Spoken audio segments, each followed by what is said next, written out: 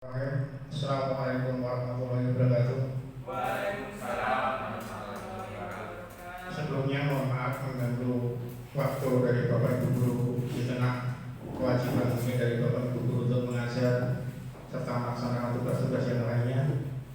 Pada kesempatan pagi hari ini, alhamdulillah, ini merupakan kali kedua kami akan menyampaikan terkait masalah yaitu budaya positif yang memungkinkan nanti akan bisa kita terapkan di sekolah. Utamanya adalah bagaimana upaya kita menciptakan lingkungan sekolah yang nyaman dan aman, utamanya pada proses pembelajaran yang ada pada murid-murid kita. Karena apa? Segala sesuatu yang kita laksanakan pada kesempatan di dalam proses pembelajaran di sekolah kita tentunya adalah kita mencoba memaksimalkan utamanya keberpihakan kita pada peserta didik kita ataupun pada murid kita. Sebelumnya, puji syukur kita panjatkan kepada Allah SWT pada kesempatan kali kedua kami menyampaikan terkait masalah yaitu budaya positif yang ada di SMK Bina Patria 2 Sukoharjo. Memang sebenarnya dari beberapa waktu yang terjadi di lingkungan kita, budaya positif ini sudah kita laksanakan.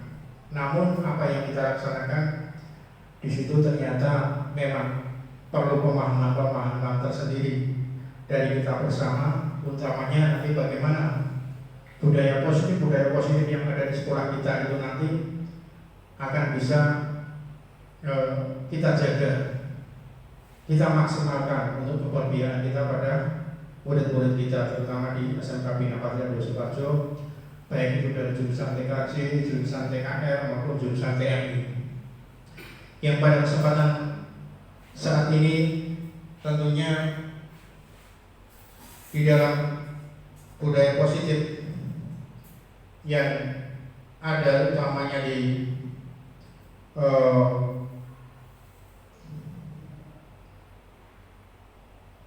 tentunya di sini terkait dasar budaya positif yang kemungkinan nanti akan kita bisa sampaikan adalah yang pertama adalah hal-hal disiplin positif yang bisa kita sampaikan ke anak-anak kita. Mungkin kalau di dalam aturan saat ini itu ada pada tata tertib yang ada di sekolah kita. Namun perlu kita sampaikan bagaimanakah penyusunan tata tertib itu terjadi. Apakah pada saat penyusunan tata tertib itu nanti dulu itu dari pihak anak-anak maupun orang tua murid itu kita libatkan atau tidak? Karena yang namanya tata tertib sekolah berarti itu adalah aturan-aturan yang membuat adalah sekolah. Namun ternyata dari beberapa waktu penerapan implementasi kurikulum merdeka di sini terkait masalah disiplin positif dan nilai-nilai kebajikan universal, di situ diharapkan kita melibatkan anak-anak didik kita maupun pada orang tua, dalam hal ini mungkin melalui komite. Nah, pada dasarnya untuk budaya-budaya positif yang kemungkinan nanti kita bisa antisipasi adalah yang pertama adalah disiplin positif dan nilai-nilai kebajikan universal. Terus yang kedua adalah teori terkait masalah motivasi, hukuman, penghargaan maupun restitusi. Selanjutnya adalah keyakinan kelas. Terus ada kebutuhan dasar manusia dan dunia berkualitas. Untuk yang kelima adalah 5 posisi kontrol dalam hal ini sebagai restitusi, dan yang terakhir adalah segitiga restitusi. Pada dasarnya disiplin positif mungkin kita bisa melihat ataupun mereview dari tata tertib yang ada di sekolah kita terlebih dahulu, sehingga dari hal-hal yang positif itu nanti bagaimana nanti akan kita ubah di dalam disiplin positif yang tadinya itu berupa tata tertib sekolah, nanti harapannya itu bisa menjadi kesepakatan di tingkat sekolah. Terus ke tingkat lebih lanjut adalah dari kesepakatan antara siswa, bapak ibu guru, stakeholder sekolah, nanti harapannya di situ bisa menjadikan keyakinan sekolah. Apa yang membedakan terkait masalah kesepakatan sekolah, keyakinan sekolah dan tata tertib? Yang jelas kalau tata tertib itu adalah arahnya yang membuat itu serta sekolah. Jadi pokoknya sekolah gawe aturan kayak ini, bocah yang kudu manut aturan ini dan yang lain. Meskipun apa? Meskipun mohon maaf, di situ tentunya pola-pola memang tidak bisa kita kurangi 100%, ya nggak bisa. Tetapi harapannya di situ nanti kita akan bisa mengurangi hal-hal ataupun tekanan-tekanan yang memaksa pada murid. Tetapi satu hal yang perlu kita sampaikan, berbagai kondisi murid di sini kan juga perlu kita sikapi dengan baik. Karena apa? Yang jelas jenenge murid iki ya enek sing manut, enek sing rada sedeng, enek sing rada ngegas, ada yang rada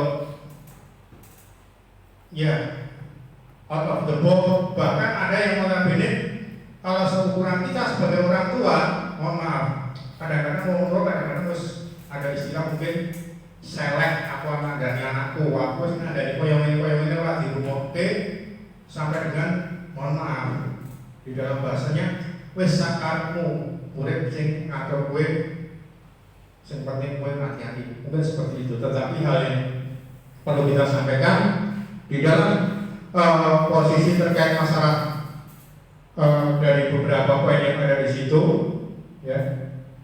Nah, di sini filosofi pendidikan Ki Hajar Dewantara yang sudah kita sampaikan, harapannya di dalam proses pembelajaran atau pengajaran dalam pendidikan dengan cara memberi ilmu pengetahuan serta memberikan keterampilan kecakapan pada anak-anak agar dapat memberikan manfaat bagi anak-anak. Manfaatnya bagaimana? Mungkin ini belum bisa dipetik oleh anak-anak. Namun harapannya nanti pada saat mereka lulus, mereka akan menyadari betul, oh aku di sini dikandani Bu Didin seperti ini, seperti itu. Jadi pada dasarnya mau nggak apa, nggak masuk, gabung aja nggak apa-apa. Anak kelas berapa? Nggak apa-apa. Aku kan mau nguruskan jam 12 saja. Nggak apa-apa, langsung aja. Biar ikut aja, nggak apa-apa. Monggo, nggak apa-apa. Ya.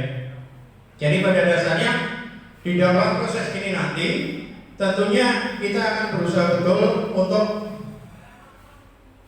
mengkondisikan pendidikan ini. Harapannya adalah pendidikan bisa menuntun segala kekuatan ataupun potensi yang ada pada murid atau anak-anak kita itu sebagai manusia yang hidup di dalam lingkungan keluarganya, lingkungan masyarakat, yang harapannya nanti adalah dapat mencapai keselamatan dan kebahagiaan di dalam kehidupannya yang setinggi-tingginya. Karena apa? Jelas di dalam posisi ini tentunya kita sadari bersama tentang hal masalah pendidikan ini. Kalau mungkin mohon maaf ya, pada saat pembelajaran saya dulu pada saat di tahun 1990-an itu rata-rata segala sesuatu memang bersentral pada guru. Namun saat ini mulai paradigma itu digeser secara perlahan. Walaupun apa, tetap terkait masalah hal-hal tertentu kita bisa mensikapi itu dengan bijaksana. Ya, di sini adalah pemikiran ataupun ide gagasan terkait pemikiran yang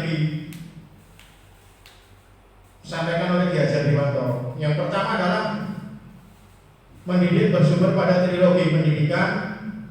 Yang kedua, pendidikan berasaskan pada tri kondisi. Yang ketiga adalah tri pusat pendidikan sebagai sumber belajar. Artinya apa? Di dalam proses belajar itu pasti anak-anak itu melibatkan satu, utamanya adalah pendidikan utama di awal di keluarganya oleh orang tuanya sebagai sumber pendidikan. Yang kedua adalah kehidupan anak-anak itu di sekolah, di lingkungan belajarnya.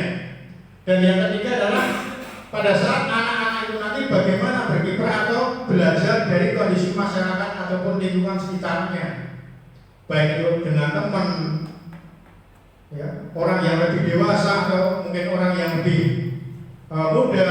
Itu adalah ke arah ini pusat pendidikan ini, dari keluarga, sekolah, maupun yang ketiga adalah masyarakat. Yang selanjutnya diharapkan pendidikan itu harus bisa menuntun anak pada kodratnya.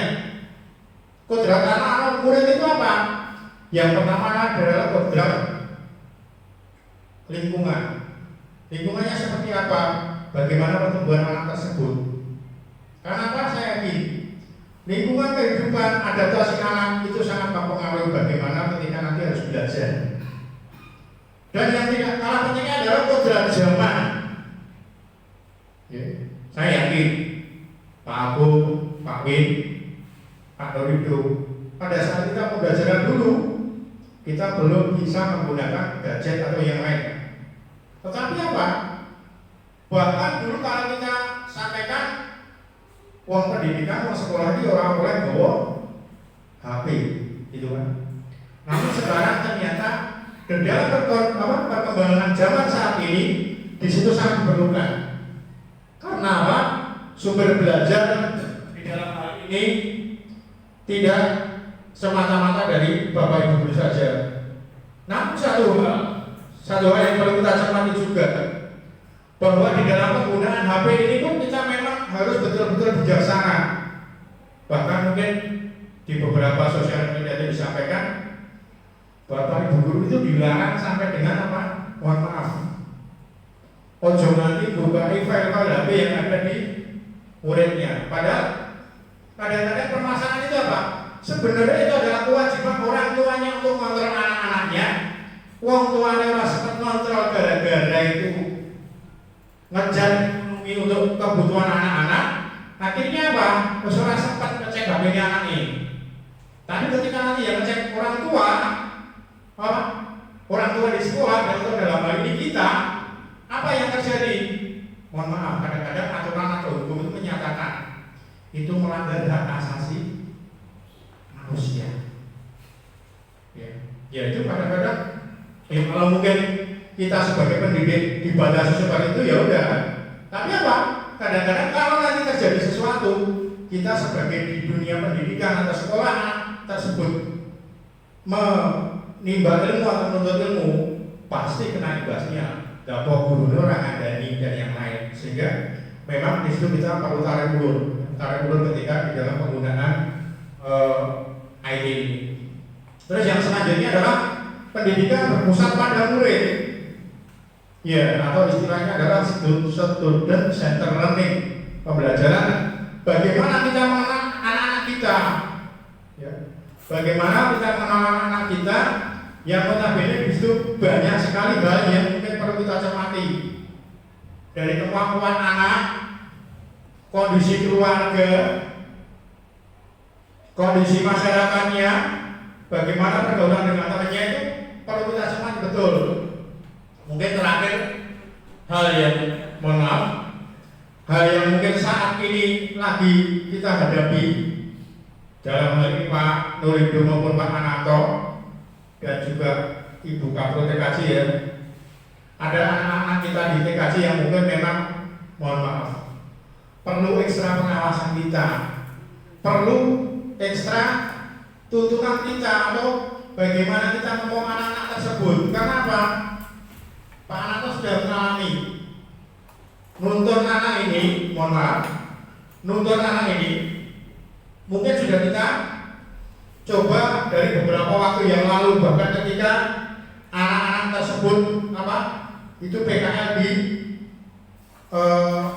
Indonesia nih Pak Ananto, permasalahan-permasalahan muncul dan yang lain. Namun hal tersebut yang tidak kalah pentingnya adalah kita harus menanamkan budi pekerti pada anak. Masa pandemi yang beberapa waktu terjadi memang sangat mendegradasi atau menurunkan kemampuan budi pekerti yang ada pada anak-anak, sehingga terkait masalah unsur-unsur intrinsik yang dari anak, baik itu sopan santun dan yang lain, memang perlu kita tarik-tarik ke atas secara pelan-pelan. Bagaimana upaya kita mungkin ngajar anak, kalau yang dulu kita bisa latih kata, tapi sekarang kita memang persuasif istilahnya, seperti itu. Yang selanjutnya adalah pendidikan diharapkan bisa diibaratkan seorang petani itu menanam padi. Wingi pari sama nekoan semisal sama-sama ingat nampak, tapi kadang-kadang hasilnya nanti akan beda-beda. Dengan luasan mungkin, mohon maaf, 2000 meter persegi yang dikerjakan Pak Nanto dan yang dikerjakan Pak Win, itu nanti akan berbeda hasilnya.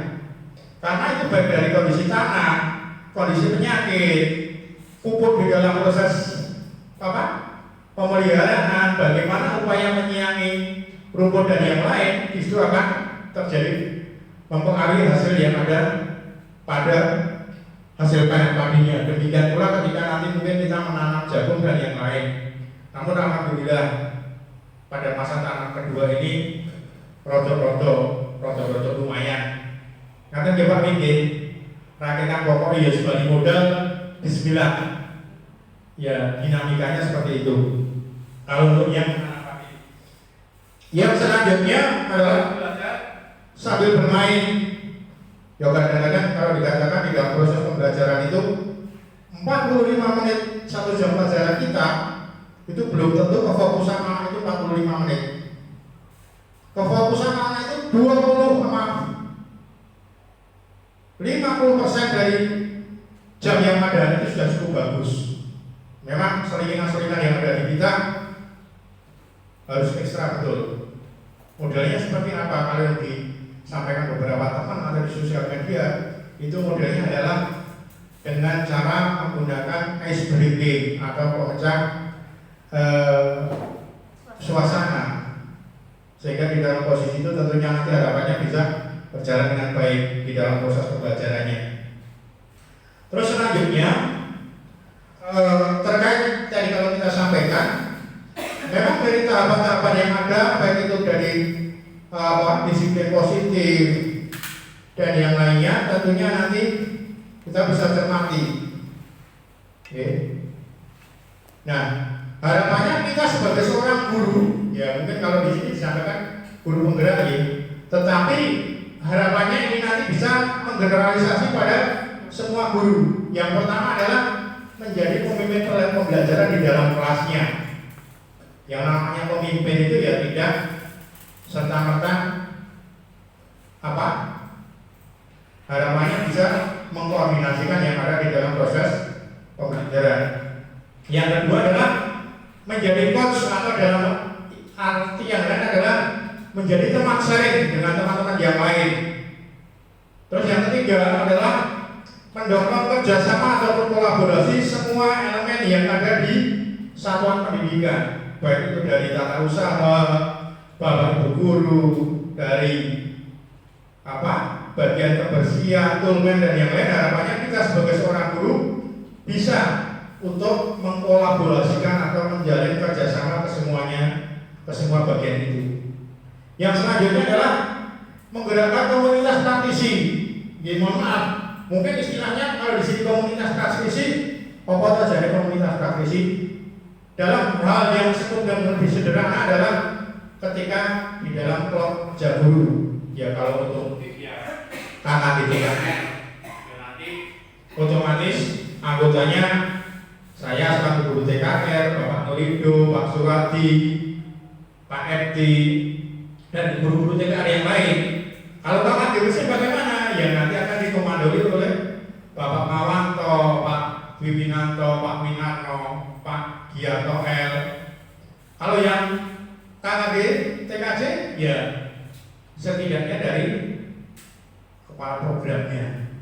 Itu harapannya bisa mengoptimalkan untuk komunitas akademik ini.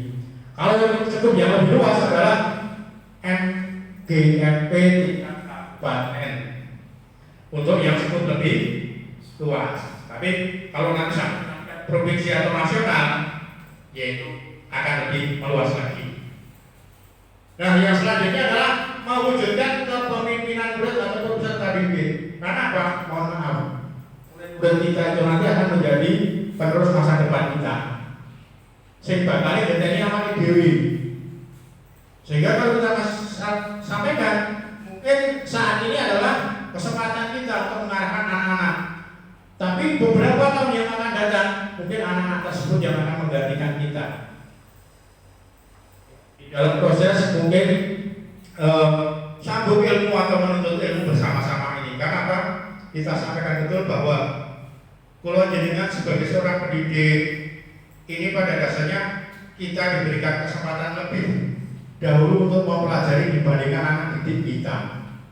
Sehingga di situ nanti perlu kita cermati betul untuk hal itu. Nah, untuk selanjutnya ini terkait dengan peran sebagai guru. Yang selanjutnya adalah terkait yang tadi kita sampaikan materi-materi yang ada.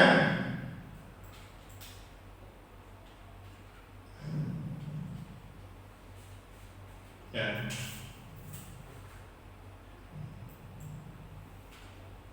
Nah, di sini adalah makna disiplin.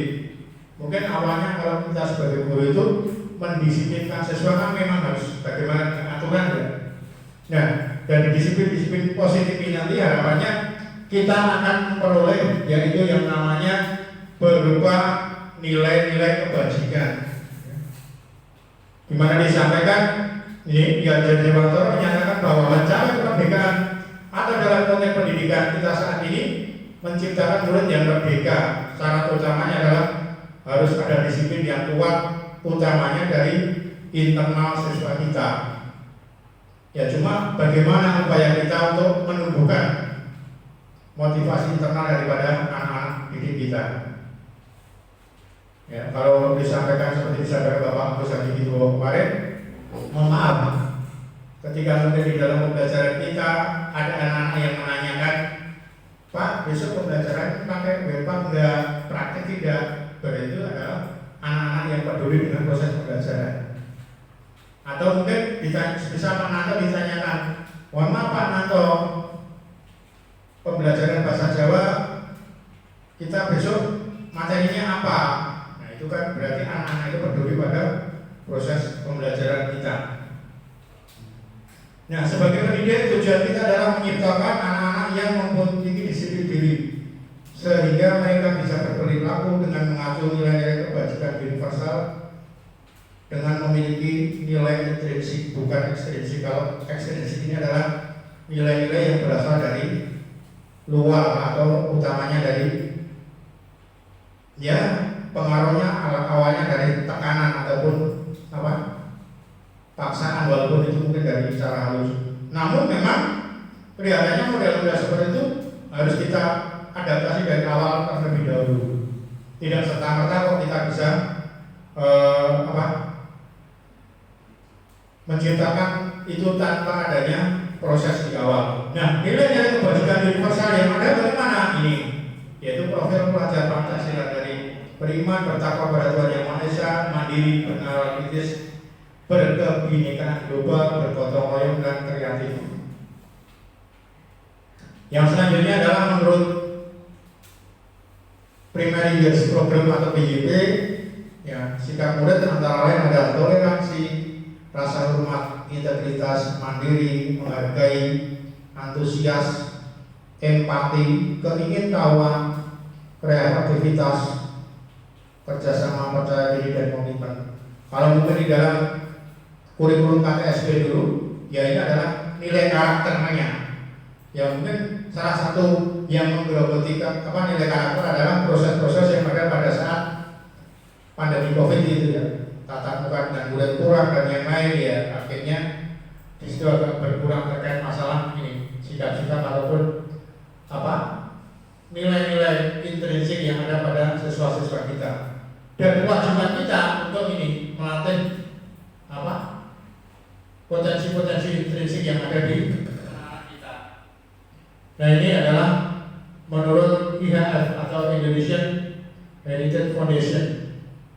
Dari cipta Tuhan dan segenap penciptaannya, kemandirian, kejujuran, hormat, dan santun, dermawan, suka menolong dan gotong royong, percaya diri, kreatif, berkepemimpinan dan keadilan, baik dan rendah hati, toleransi dan kedamaian, serta kesatuan. Di dalam nilai-nilai yang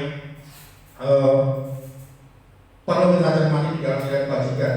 Dan ini adalah menurut dari level guidelines and life skill, mulai dari percaya diri, lurus hati, peduli, kenalan, kerjasama, pendengar yang aktif, tidak merendahkan, keingintahuan, usaha, serta memberikan yang terbaik dari diri dan juga fleksibilitas. Namun memang saat ini ya ini yang dari 7 Essential Virtues ataupun Building Moral Intelligence Michel Bourba. Yang kelima adalah The Virtues Project ataupun proyek nilai-nilai kebajikan. Yang kalau kita cermati di dalam nilai-nilai ini adalah nilai-nilai internal daripada siswa didik ataupun kita sebagai pendidik, kesemuanya diharapkan apa? Bisa memaksimalkan hal itu. Untuk selanjutnya terkait bagaimana upaya kita di dalam proses ini ketika kita menghadapi hal-hal tertentu terkait dengan ketidaksesuaian perilaku daripada peserta didik, di mana di situ ada motivasi, hukuman dan penghargaan, restitusi, serta bagaimana upaya menanganinya. Menurut Dayek Dosen, di situ untuk motivasi manusia perilakunya adalah 3. Yang pertama adalah menghindari ketidaknyamanan atau hukuman. Yang kedua mendapatkan imbalan atau penghargaan dari orang lain. Yang ketiga adalah menjadi orang yang mereka inginkan dan menghargai diri sendiri dengan nilai-nilai yang mereka percaya. Ya contohnya kalau anak-anak saat ini, mohon maaf, melaksanakan tugas dan yang lain itu rata-rata motivasinya yang pertama ini ingin menghindari hukuman. Mungkin kalau dari bapak guru, hukumannya apa? Oh nilainya rada ndek, atau mungkin belum lulus KKM. Ya di situ memang kompleksitas penilaian yang ada di dalam diri kita pada anak-anak didik kita memang itu dituntut. Yang kedua adalah seseorang berperilaku itu karena ingin mendapatkan imbalan ataupun penghargaan ataupun apresiasi dari orang lain. Ini untuk yang motivasi serta hukuman. Ya kalau saat ini terkait masalah hukuman memang ada beberapa hal yang mungkin pada dasarnya perlu kita cermati bersama. Memang kondisi ini utamanya penerapan hukuman tentunya kita harus memang mawas diri. Karena beberapa hal yang terjadi di lingkungan dunia pendidikan ini memang betul-betul perlu kita perhatikan.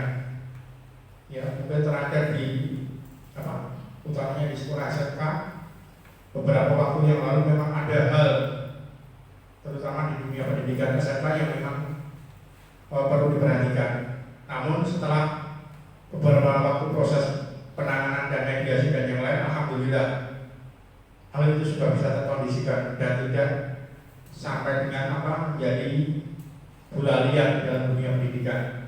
Bahkan pada saat saya ke cabang dinas kemarin sesudah dengan Mas Fajar, itu saya ketemu dengan yang bersangkutan dan yang mengatakan alhamdulillah kesemuanya sudah bisa terkondisikan dengan baik. Yang namanya berkomunikasi yang ada di dalam diri kita tentunya hal itu ya harus bagaimana kita harus pandai-pandai manajemen terkait masalah yang ada di lingkungan kita, terutama di lingkungan pembelajaran. Yang ketiga, motivasinya adalah menjadi orang yang mereka inginkan. Dalam hal ini adalah sing betul-betul merdeka tanpa dipaksa dan menghargai diri sendiri dengan nilai-nilai yang mereka percaya. Namun untuk hal ini, mohon maaf, untuk hal yang ketiga ini tentunya nanti apa? Kontrol terhadap nilai intelijensi yang ada di anak memang harus betul-betul matang. Tidak boleh asal-asalan.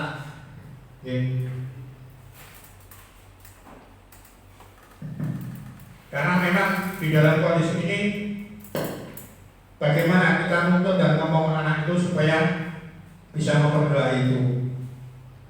Nah, di sini adalah terkait masalah adanya hubungan serta konsekuensi dan yang lain, ya. Kalau kita cermati betul, mohon maaf. Dan di sini juga ada masalah restitusi, di mana restitusi merupakan pilihan menguatkan murid. Artinya, ketika seorang murid itu ada hal-hal yang adanya hukuman, ini akan berpengaruh, yaitu terutama akan menjadikan sesuatu yang menyakitkan pada murid tersebut. Murid jadi tidak nyaman. Murid akan mendapatkan mungkin ketidakadilan ataupun dengan kata lain anak akan tersakiti. Nah, di sini terkait masalah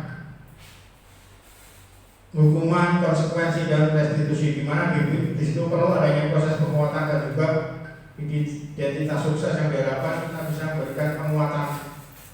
Namun di situ masalahnya adalah di dalam jangka waktu yang pendek. Tapi harapannya di situ nanti masalah akan bisa terpecahkan dengan baik. Ini adalah terkait masalah hukuman. Walaupun apa? Ya tentunya di dalam menerapkan hukuman, ya kita perlu betul-betul cermati betul. Harapannya adalah hukuman-hukuman yang mengarahkan nanti ke arah motivasi kita anak-anak. Jadi tidak ada kesan kita menyakiti atau menekan anak dan yang lain, walaupun kadang-kadang memang pada titik tertentu, terutama pada anak-anak tertentu, hal itu mungkin perlu kita sampaikan ke anak. Karena memang seperti tadi disampaikan, karakteristik anak antara satu anak dengan yang lain itu sangat-sangat berbeda sekali. Ya, kalau kita mencermati anak-anak kita di dalam kelas atau pada saat ngajar itu, saya yakin banyak hal yang mungkin perlu kita cermati bersama. Di sini terkait adalah restitusi, ya. Diharapkan restitusi ini nanti akan bisa menciptakan perbaikan hubungan antara murid-murid dengan kita ataupun antara murid-murid yang bermasalah. Terus juga restitusi di sini adalah merupakan tawaran, bukan paksa. Kita tidak memaksa anak-anak di dalam proses untuk kembali lebih baik. Dan juga diharapkan restitusi ini nanti akan melihat ke dalam diri anak-anak yang melakukan kesalahan. Ya, contohnya ketika nanti dicermati ada model yang seperti ini. Maaf ya.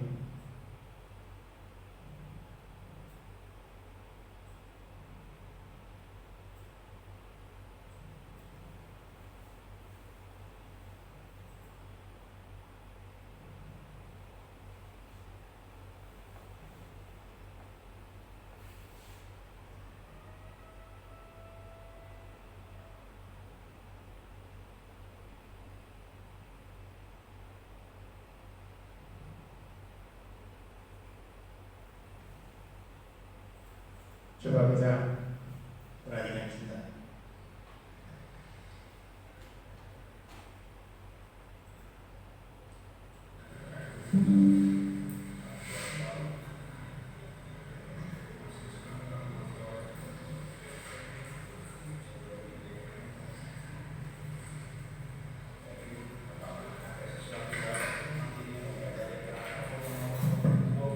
Ini ceritanya beberapa waktu yang lalu kami menemui beberapa anak yang tidak ikut ujian tengah semester sudah konfirmasi. Ya kalau seperti ini saya yakin Pak W dan semua Bapak Ibu guru pernah menjalani ini. Cuma harapannya mungkin nanti di arah solusi terakhir. Di arah solusi terakhir itu adalah harapannya itu menjadi inisiatif memperbaiki kesalahannya. Kalau mau nih pakai masalah orang gara UTS, jadi anak-anak itu mengajarkan UTS memang dari kesadaran sendiri. Oh, rumah salah, aku yang masuk dan yang lain, sehingga dia harus memperbaiki dengan membacakannya. Itulah tadi.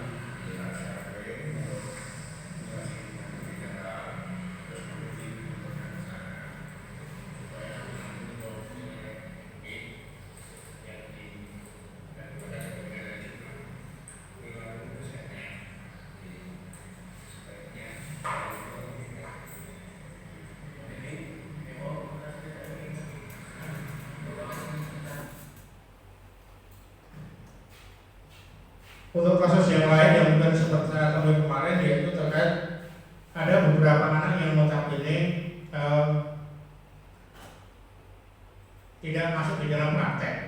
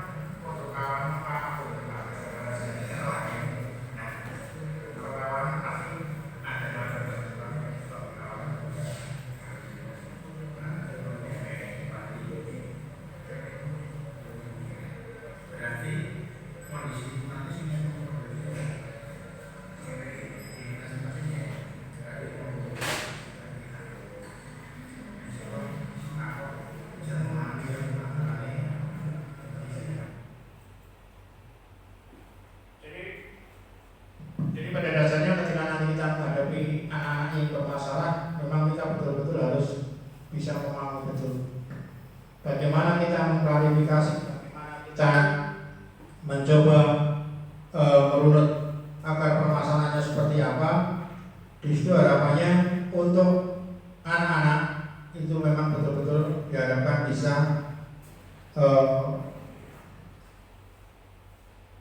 diperoleh informasi yang sejelas-jelasnya, dan harapannya solusi-solusi yang terjadi itu merupakan kesepakatan antara kita sebagai guru dan juga anak ketika itu melakukan hal-hal yang tidak sesuai tadi,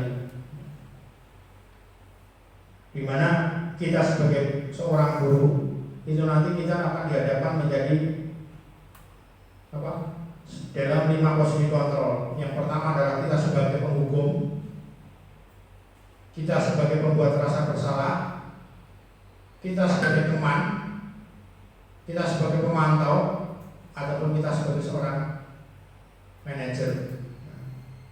Ini adalah 5 posisi kontrol ketika nanti kita menghadapi permasalahan yang ada di anak-anak, dari penghukum, pembuat rasa bersalah, kita sebagai seorang teman, kita sebagai pemantau, kita sebagai manajer. Ya memang harapannya memang kita itu di teman, pemantau maupun manajer, karena memang dari beberapa waktu yang lalu mungkin kita bisa ke arah penghukum dan pembuat rasa bersalah. Namun dalam situasi saat ini yang mungkin ini masalah asasi manusia, memang kita mau tidak mau harus sedikit bergeser. Bagaimana ketika nanti kita menghadapi masalah pada anak-anak, ya. Nah, ketika nanti kita mencoba untuk terkait hal ini, tentunya banyak hal yang perlu kita cermati, terutama nanti pada tata tertib yang ada. Nah inilah 5 posisi kontrol. Kalau sebagai penghukum itu biasanya ya nada suara tinggi, mata melotot, jari menunjuk-nunjuk sampai dengan kulit menghardik. Kalau membuat merasa bersalah, ada suara memelas, halus, sedih, bahasa tubuh merapat pada anak, lesu. Nah kalau pada teman ya berusaha akrab, bercanda, bahasa-bahasa seperti bahasa-bahasa pada anak-anak ketika nanti berinteraksi. Kalau sebagai seorang pemantau, ya kita diharapkan hanya menggunakan apa? Nada suara datar, bahasa-bahasa yang tubuh yang formal, tidak berlebihan. Kalau yang sebagai manajer itu diharapkan kita bisa sebagai seperti orang tuanya, namun memang kita harus betul-betul memahami dari kondisi internal daripada peserta didik kita.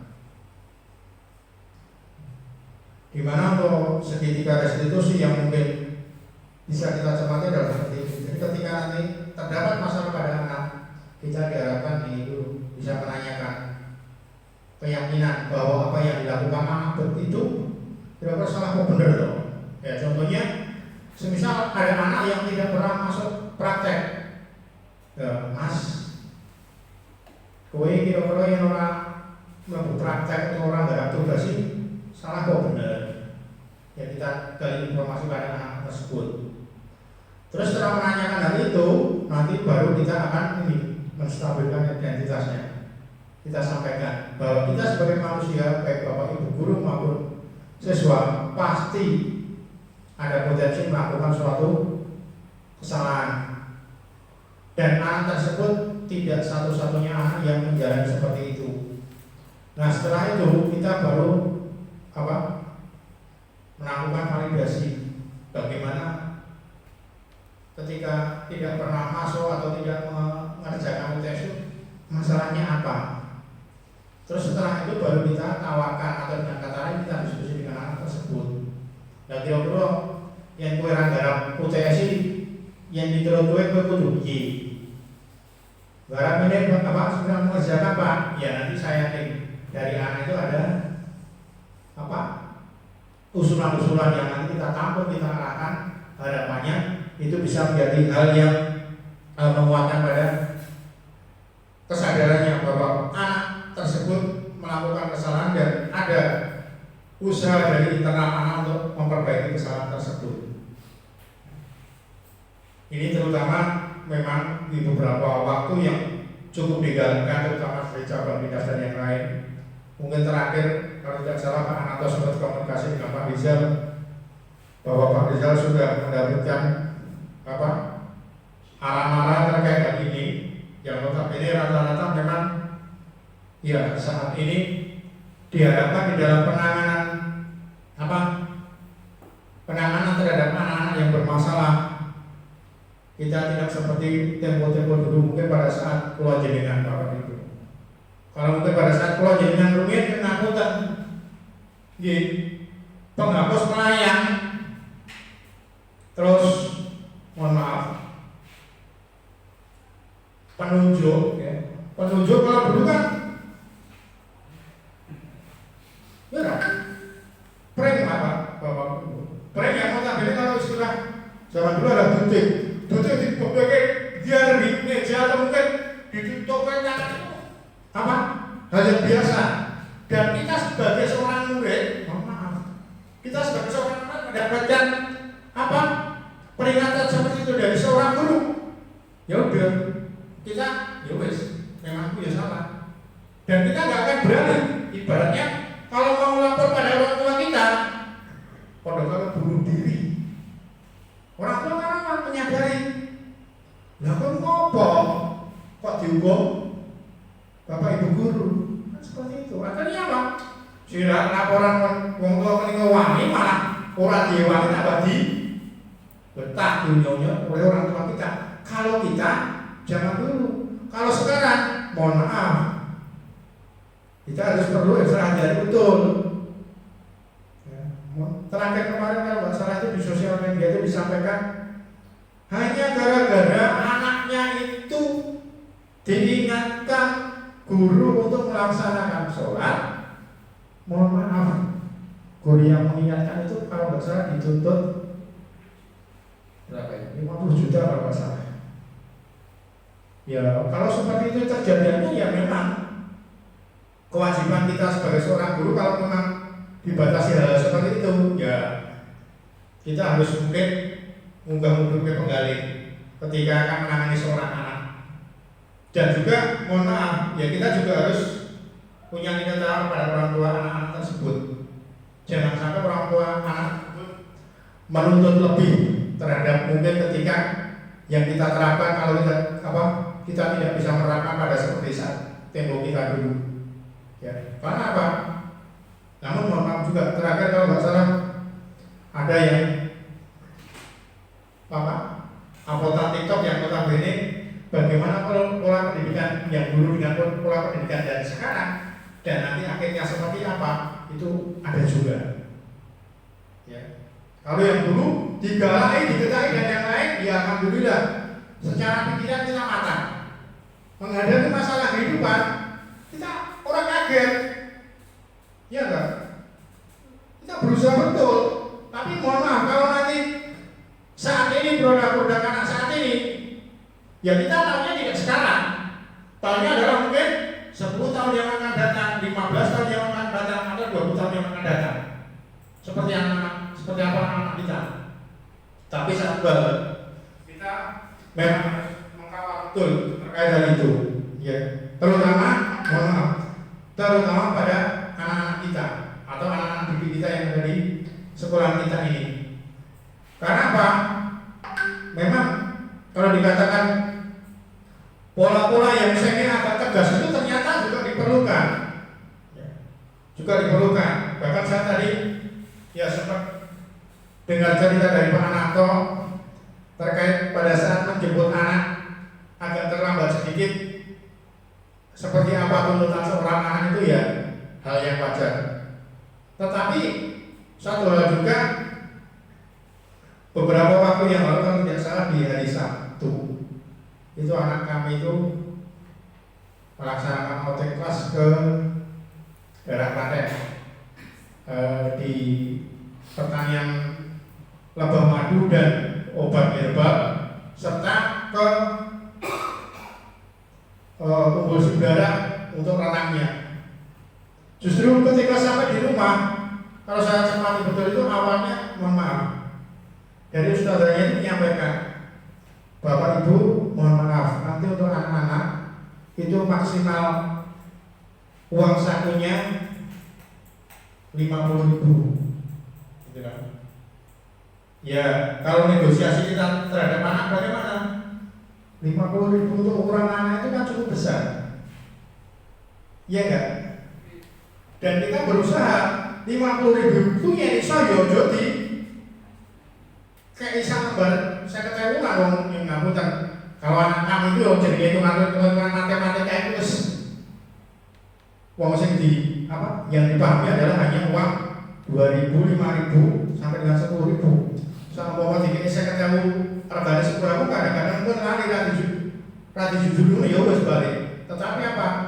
Saya yang agak kaget adalah ketika sampai di rumah cerita ternyata uang 50.000 itu kalau di logika kepentingannya itu sangat minim. Saya bisa sampaikan demikian karena apa? Mohon maaf, uang 50.000 itu ternyata oleh anak itu dibelanjakan apa? Satu, belanja madu di peternakan madu itu sudah 25.000, ya, tinggal 25.000. Untuk sewa ban pada saat renang itu sudah 15.000, jadi sudah 40.000. Saya juga akan mungkin, ya ternyata seseorang anak itu bisa mengalahkan egoisme dirinya untuk jajan itu karena ada hal-hal tertentu. Karena apa? Kita juga harus melihat dari sudut pandang anak. Madu ini dibawa, oh ternyata madu kan bukan hanya untuk anak-anak tersebut.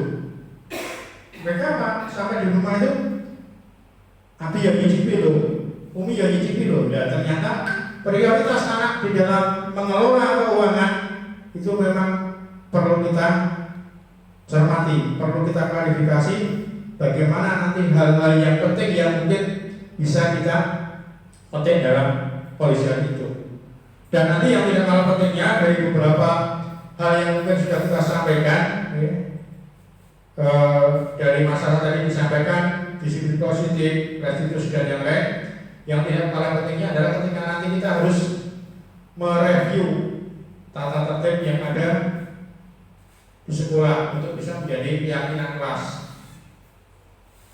Ya, kita contohkan.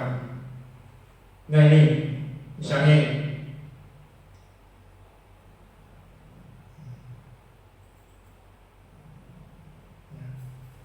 di dalam tata tertib disampaikan yang tidak boleh dilakukan berolahraga di luar jam pelajaran. Yang boleh dilakukan apa? Berarti yang boleh dilakukan adalah berolahraga pada jam pelajaran. Nah ini tampak seperti ini. Nah nilai-nilai kebajikannya apa? sini ada tanggung jawab, disiplin, ketertiban. Yang lain adalah ketika seseorang yang tidak boleh dilakukan di dalam tata tertib apa? Membuang sampah sembarangan. Yang boleh dilakukan berarti membuang sampah pada tempatnya. Dan nilai kebajikannya adalah menjaga kebersihan lingkungan sekolah. Kedisiplinan, ketertiban dan yang lain itu sebagai suatu imbasnya. Sehingga dari beberapa aturan yang ada, tentunya di dalam kondisi ini menjadi review tata tertib sekolah yang nanti diharapkan bisa dibentuk dari awalnya dalam kalimat-kalimat yang, mohon maaf, relatif makso di dua anak, ya enggak aturan itu kan? Itu nanti akan menjadi suatu kalimat-kalimat ajakan terhadap anak, sehingga nanti apa? Akan muncul motivasi anak untuk melaksanakan tata tertib itu. Sehingga dari tata tertib itu nanti harapannya bukan menjadi tata tertib yang kita paksakan pada anak, akan menjadi apa? Keyakinan seorang anak bahwa saya harus melaksanakan kebajikan-kebajikan itu. Ya walaupun apa?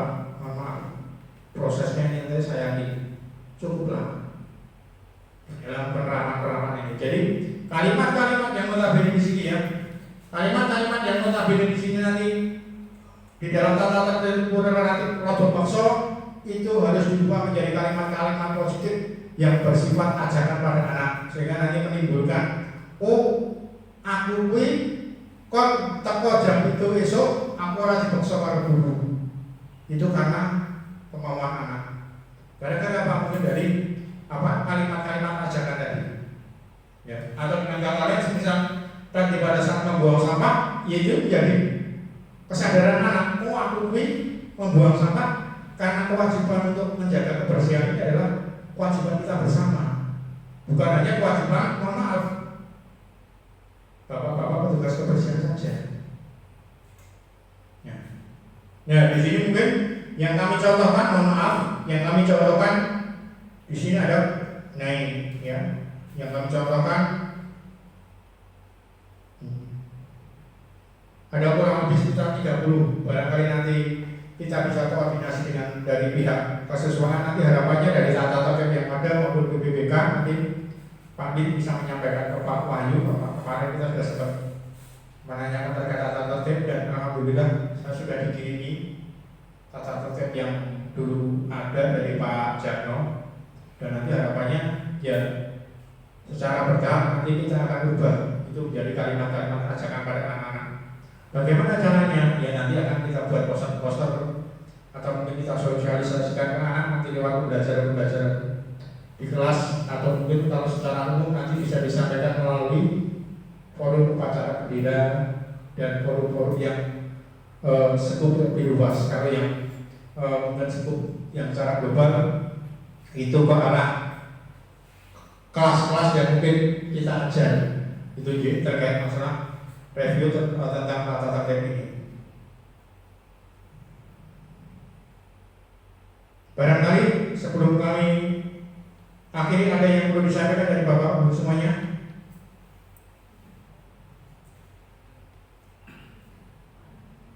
Monggo.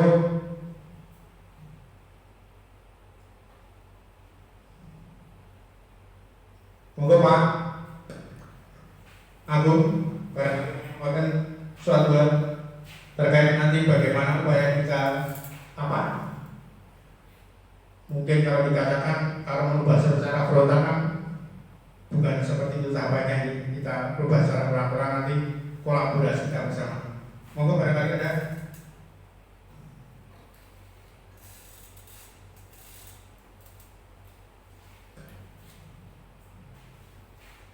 Cukup? Sementara?